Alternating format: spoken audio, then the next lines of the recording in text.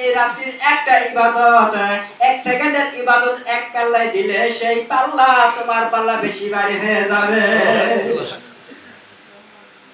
বন্ধুগণ আমার, বেলায়েতের যুগে আয়েশা পাইলাম মুর্শিদপুরে একজন গোলাম পাইলাম মৌলানা সুফি সম্রাট। আপনারাও দেখছেন, আমরাও দেখছি। তিনি বাজারে গেল একটা কান্দে একটা ব্যাগ নিয়ে ঘুরতে। তিনি অনেকদিন যাবত পায়ে পথ ব্যবহার করেন নাই। একদিন বললেন বাবাজান মুর্শিদপুরে, বললেন সুফি সাহেব, কোন শীতের ভিতরে আপনি খালি পায়ে হাঁটেন, কষ্ট হয় না? এক জোড়া পয়টা বানাবেন। তিনি কয়েকদিন পয়টা ব্যবহার করলেন। বন্ধুগণ আমার, যার ভিতরে কখন কার ভিতরে আপন মুর্শিদের নেক দৃষ্টি আসিয়া যায়, অহংকার করার কিছু নাই, গর্ব করার কিছু নাই। আপন মুর্শিদ যদি কারোর দিকে একবার নেক দৃষ্টিতে তাকায়, আর সেই মুহূর্তে যদি ওই আশেক বান্দার চোখ থেকে দু ফোঁটা পানি নজর না হয়, মনে করবেন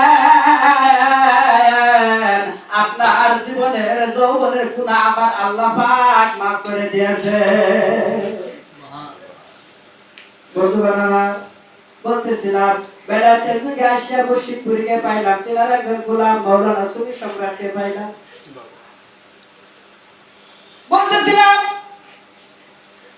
আমি আমার আব্বার কাছে শুনলাম, বাবা শুনো, আমি যখন অমানুষ ছিলাম তখন আমি সমাজের ভিতরে মানুষ ছিলাম, আর আমি যখন মানুষ হইলাম তখন আমি সমাজের ভিতরে বন্ধ হইলাম। বন্ধুগণ আমার, আমার মুর্শিদপুরি খাজা বাবা মুর্শিদপুরি বলছেন, আপনারা কে কি করেন? ঢাকা পরিবাসে বলছেন, আপনারা কে কি করেন আমি সবই জানি, সবই দেখি, এবং পুরো কাজ করিয়েন না যেটা মুজাহাবের জন্য ক্ষতি হয়। আমাদের কাজ মুর্শিদের গোলামি করা। মুর্শিদ যদি আপনারা আমার পদ্ধতি রাতে খুশি হয়ে যায়, এর জগতেও ভয় নাই, বড় জগতেও ভয় নাই।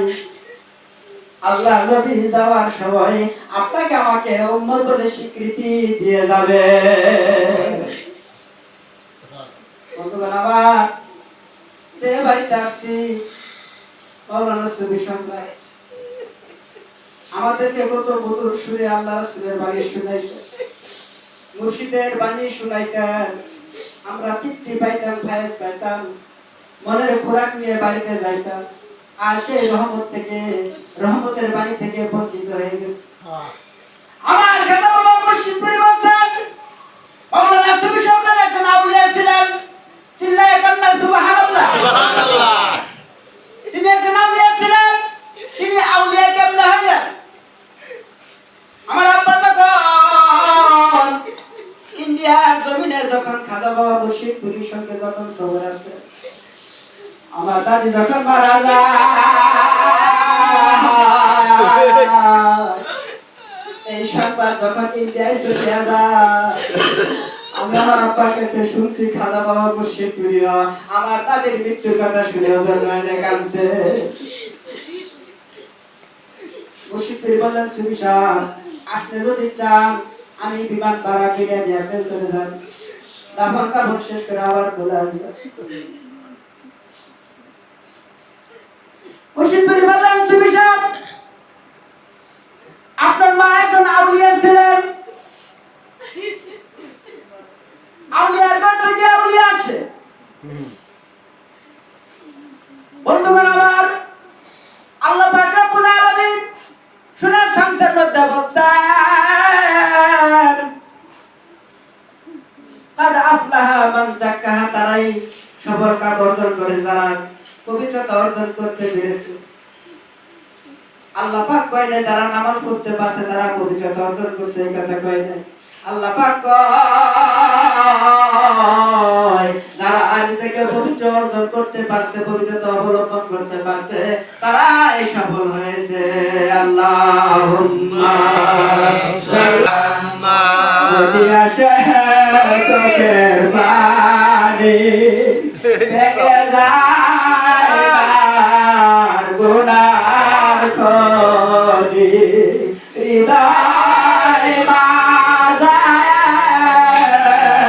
শান্তি আসে কিসে তার বলে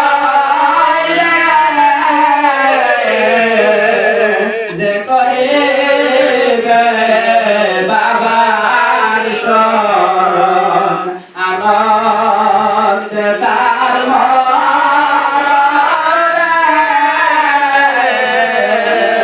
যে করিবে বাবার শরণ তুমি আপন করে সে ভাই ভাই আমি আগে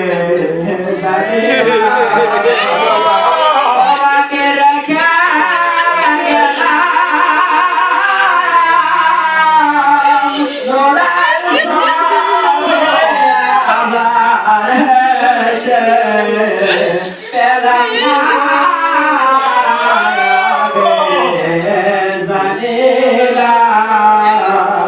আত্মাতে বিষয়া আত্মা কইস কত